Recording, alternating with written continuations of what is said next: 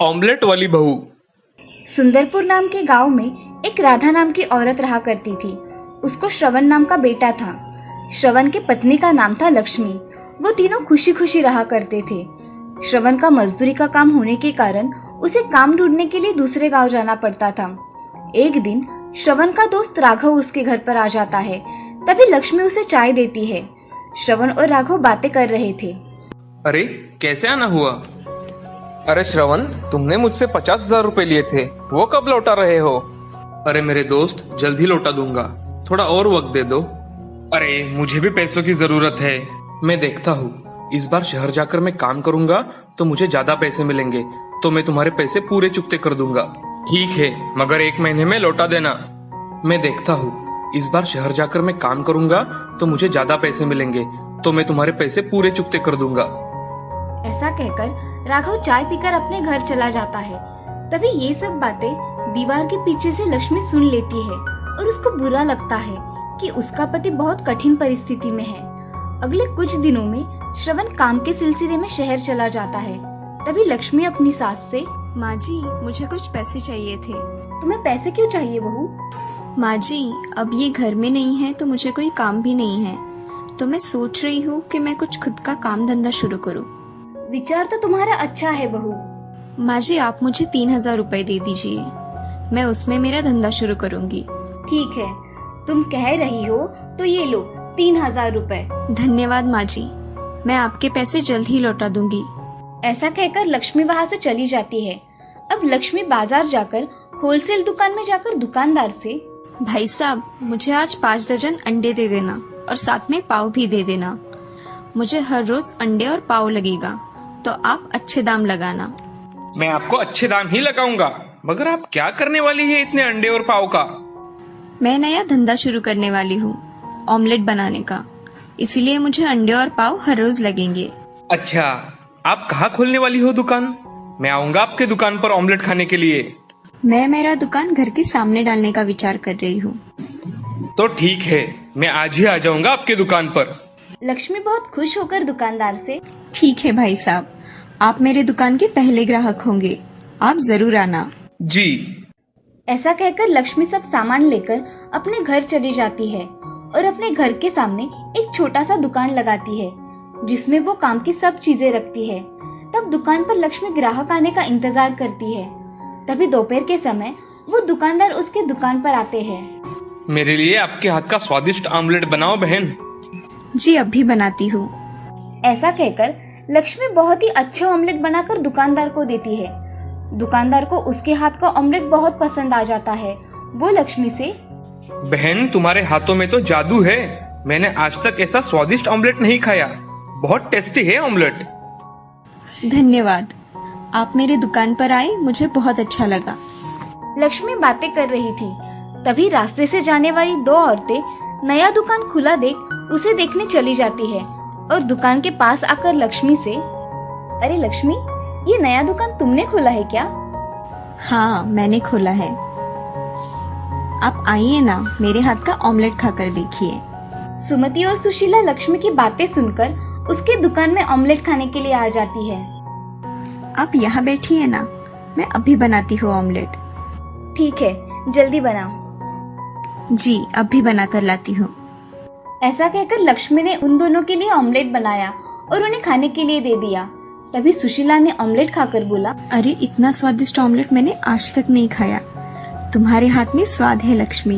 धन्यवाद सुशीला बहन, मुझे बहुत अच्छा लगा कि आपको मेरे हाथ का ऑमलेट अच्छा लगा। लक्ष्मी ऐसा कहती है और थोड़ी देर में सुशीला और सुमति लक्ष्मी के हाथ का ऑमलेट खाकर चली जाती है। उस दिन लक्ष्मी का धंधा अच्छा हुआ था। दूसरे दिन उसने सुबह से ही ऑमलेट बेचने का धंधा शुरू कर दिया। काम पर जाने वाले लोग तथा सुबह का नाश्ता करने के लिए बहुत से लोग उसकी दुकान पर आए। दुकान में इतनी भीड़ देख लक्ष्मी की सास डर गई और वो लक्ष्मी से, अरे लक्ष्मी, तुम इतने ऑमलेट बनाकर कैसे दोगी? चलो, आज मैं तुम्हारी मदद कर देती हूँ। हाँ माँ जी, आज मुझे आपकी मदद की बहुत जरूरत है। राधा लक्ष्मी की मदद करने चली गई। दोनों ने मिलकर उस दिन सारा काम किया। उस दिन लक्ष्मी अपनी सास राधा से, माँ जी, आज मेरा दिन बहुत अच्छा रहा, आज बहुत कमाई हुई है। हाँ लक्ष्मी, आज दुकान पर बहुत ग्राहक आए थे। हाँ माँ जी। चलो अब घर में जाकर आराम करते हैं। हाँ माँ जी, चलिए।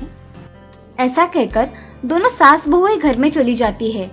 लक्ष्मी का धंधा आज अच्छा होने के कारण उसने पैसे गिनना शुरू किया और उसमें से अपने सास से लिए हुए पैसे अलग निकालकर बाकी के पैसे खर्च के लिए रख दिए। थोड़ी देर बाद लक्ष्मी अपने सास के कमरे में चली जाती है और अपने सास से, माँ जी, मुझे आपसे कुछ बात करनी थी। हाँ बोलो लक्ष्मी, क्या बात है? माँ जी, आज मेरा धंधा बहुत अच्छा था, इसीलिए मुझे आज मुनाफा भी बहुत हुआ है। ये लीजिए माँ जी, आपके 3000 रुपए। अरे बहू, मैंने तुमसे मांगे थे क्या?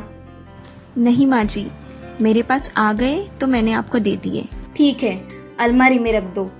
जी। ऐसा कहकर लक्ष्मी अलमारी में पैसे रख देती है और अपना काम करने चली जाती है। लक्ष्मी का धंधा अब बहुत अच्छी तरह से चलने लगा था। कुछ दिनों बाद दिवाली आने के कारण श्रवण अपने काम से छुट्टी लेकर घर आया था। सब घर में खुशहाली छाई थी, मगर लक्ष्मी को श्रवण उदास उदास दिखाई दिया। एक दिन लक्ष्मी श्रवण से, क्या हुआ है? आप घर पर आए हैं तब से बड़ी चिंता में दिखाई दे रहे हैं। कुछ नहीं लक्ष्मी, ऐसे ही सोच रहा था। क्या आप मुझे बता नहीं सकते? कुछ नहीं लक्ष्मी, थोड़ा पैसों का टेंशन था, बाकी कुछ नहीं। पिछली बार हमारे यहाँ राघव भाई साहब आए थे, तब उनकी और आपकी बातें मैंने सुन ली थी। आपको उनके पैसे वापस करने हैं ना? हाँ लक्ष्मी, मैं यही सोच रहा हूँ कि मैं उसके पैसे सारे कैसे वापस करूँ। मेरे पास सिर्फ 25,000 रुपए है और सर पर अब दिवाली भी आई है। लक्ष्मी उठकर अलमारी में से पैसे निकालकर श्रवण के हाथों में रख देती है और उससे कहती है, ये पैसे आप ले लीजिए, मैंने आपके लिए ही जमा किए थे। अब राघव भाई साहब को ये पैसे आप दे आइए। मैं ये पैसे नहीं ले सकता। जो मेरा है वो सब आपका ही है, इसलिए ये पैसे राघव भाई साहब को दे दीजिए। और रहा सवाल दिवाली मनाने का, तो बाकी के पैसों में अच्छी दिवाली मनाई जा सकती है।